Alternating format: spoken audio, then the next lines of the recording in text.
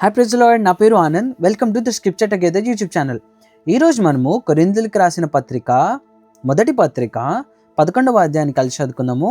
మీ దగ్గర బైబిల్స్ ఉన్నట్లయితే దయచేసి వాటిని తెరిచి చదవండి. ఒకవేళ లేనట్లయితే స్క్రీన్ మీద వాక్యం వస్తుంది, దాన్ని చూసి అయినా చదవాల్సిందిగా కోరుచున్నాను.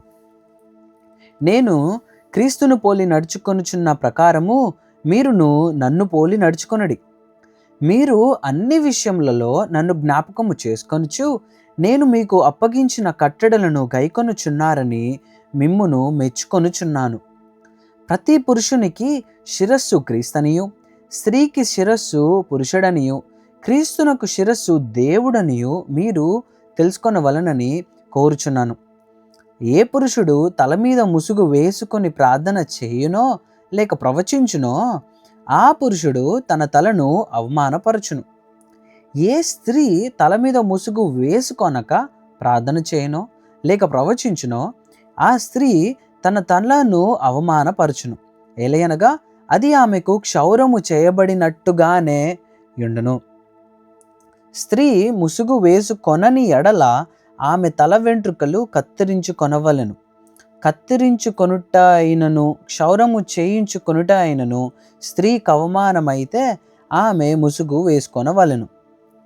పురుషుడైతే దేవుని పోలికయు మహిమయునై ఉన్నాడు గనుక తల మీద ముసుగు వేసుకొనకూడదు, కానీ స్త్రీ పురుషుని మహిమయై ఉన్నది.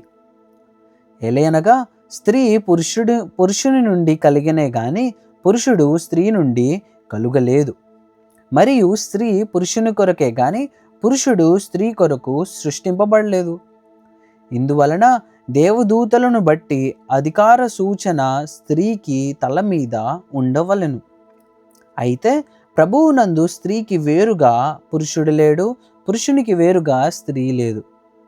స్త్రీ పురుషుని నుండి ఎలాగు కలిగెనో అలాగే పురుషుడు స్త్రీ మూలముగా కలిగెను, కానీ సమస్తమైనవి దేవుని మూలంగా కలిగి ఉన్నవి. మీలో మీరు యోచించుకొనుడి.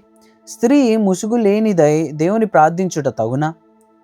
పురుషుడు తల వెంట్రుకలు పెంచుకొనుట అతనికి అవమానమని స్వభావ సిద్ధముగా మీకు తోచును గదా. స్త్రీకి తల వెంట్రుకలు పైట చెంగుగా ఇయ్యబడెను గనుక ఆమె తల వెంట్రుకలు పెంచుకొనుట ఆమెకు ఘనము. ఎవడైనను కలహప్రియుడుగా కనబడిన ఎడల మాలోనైనను దేవుని సంఘములోనైనను ఇట్టి ఆచారము లేదని వాడు తెలుసుకొనవలెను. మీకు ఈ ఆజ్ఞను ఇచ్చుచు మిమ్మును మెచ్చుకొను. మీరు కూడి వచ్చుట ఎక్కువ కీడుకే గాని ఎక్కువ మేలుకు కాదు. మొదటి సంగతి ఏమనగా, మీరు సంఘమందు కూడి ఉన్నప్పుడు మీలో కక్షలు కలవని వినుచున్నాను. కొంత మట్టుకు ఇది నిజమని నమ్ముచున్నాను. మీలో యోగ్యులైన వారెవరో కనబడునట్లు మీలో భిన్నాభిప్రాయము లుండక తప్పదు. మీరందరూ కూడి వచ్చుచుండగా మీరు ప్రభువు రాత్రి భోజనము చేయుట సాధ్యము కాదు. ఎలయనగా మీరు ఆ భోజనము చేయనప్పుడు ఒకనికంటే ఒకడు ముందుగా తన మట్టుకు తాను భోజనము చేయుచున్నాడు. ఇందువలన ఒకడు ఆకలిగొనును, మరి ఒకడు మత్తుడవును. ఇదేమి, అన్నపానములు పుచ్చుకొనుటకు మీకు ఇండ్లు లేవా? దేవుని సంఘమును తిరస్కరించి పేదలను సిగ్గు పరచుదురా? మీతో ఏమి చెప్పుదును? దేనిని గూర్చి మిమ్మును మెచ్చుదునా? మెచ్చను. నేను మీకు అప్పగించిన దానిని ప్రభువు వలన పొందితిని. ప్రభువు అయిన యేసు తాను అప్పగింపబడిన రాత్రి ఒక రొట్టెను ఎత్తుకొని కృతజ్ఞతాస్తుతులు చెల్లించి దానిని విరిచి, ఇది మీ కొరకైన నా శరీరం, నన్ను జ్ఞాపకం చేసుకొనుటకై దీనిని చేయుడని చెప్పెను. ఆ ప్రకారమే భోజనమైన పిమ్మట ఆయన పాత్రను ఎత్తుకొని, ఈ పాత్ర నా రక్తము వలనైన క్రొత్త నిబంధన, మీరు దీనిలోనిది త్రాగునప్పుడెల్లా నన్ను జ్ఞాపకము చేసుకొనుటకై దీనిని చేయుడని చెప్పెను. మీరు ఈ రొట్టెను తిని ఈ పాత్రలోనిది త్రాగునప్పుడెల్లా ప్రభువు వచ్చు వరకు ఆయన మరణమును ప్రచురించుదురు. కాబట్టి ఎవడు అయోగ్యముగా ప్రభు యొక్క రొట్టెను తినునో లేక ఆయన పాత్రలోనిది త్రాగునో వాడు ప్రభువు యొక్క శరీరమును గూర్చియు రక్తమును గూర్చియు అపరాధియగును. కాబట్టి ప్రతి మనుష్యుడు తన్ను తాను పరీక్షించుకొనవలెను. అలాగు చేసి ఆ రొట్టెను తిని ఆ పాత్రలోనిది త్రాగవలెను.